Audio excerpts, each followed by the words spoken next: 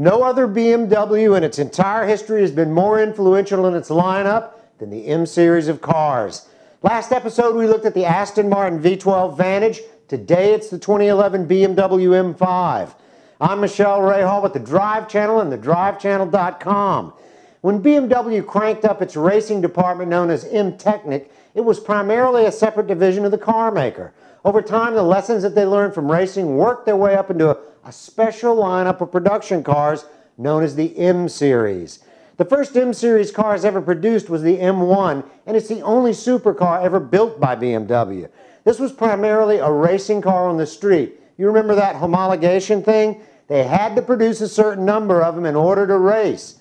While all this was going on, the BMW M team also began to weave the technologies into the lineup on certain models such as the BMW M5. The first M5 rolled off the line in 1985 and it ran until 1988. This box-like car was unassuming, stealthy, and it was very fast. The engine used was a modified example taken from the M1, a straight six that delivered plenty of horsepower and all the handling features that separated it from the herd. This car was to have a 3-year run being replaced by the BMW E34 platform M5. Again, the same famous straight six engine that produced instant throttle response and horsepower. It was in effect a detuned racing engine. This model was produced from 1989 through 1995, and it came with a 5 or a 6-speed transmission. The next M5 in the historical lineup was the E39 platform M5.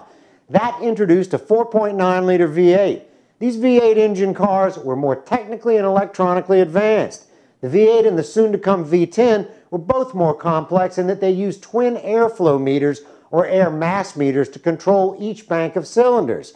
You can see the evolution from the E34 series through today. From 2005 until 2010, BMW introduced the M5 on the E60 platform with a V10 engine. Any of the V10s or the V12 engines were wonderful for sound and smoothness, but the weight and the size always proved to be problematic in positioning it in the actual car.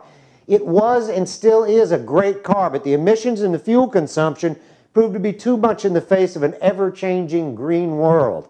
Well, this brings us to today.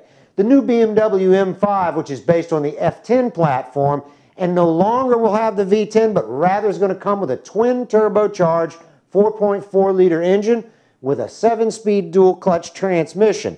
That's the one thing to me that's always been a disappointment, is that the dual-clutch transmissions shifted like automatics, no real feel to them. The newer transmissions are adjustable in that you can actually change the harshness and the speed of the shift. No more weak feeling in the paddle shifters. These cars shift immediately in the proper setting, a lot like the Ferraris. Few finished photos are available as BMW really loves to tease the crowd. Spy shots, renderings, that's all that's available right now. But some of the renderings are probably accurate. Alpina tunes the BMWs much like AMG does for Mercedes, and their version of the 5 Series is probably fairly close to what we will see unveiled at the Geneva Auto Show early this year. BMW has always produced some of the best driving sports luxury cars that can be had. The new 2011 M5 shouldn't be any different and hopefully is going to exceed all of our expectations. I'm Michelle Rahal with the Drive Channel and thedrivechannel.com. In our next episode, we take a look at the 2012 Mercedes AMG CLS 63. It goes on sale this summer. Time to dump your S-Class.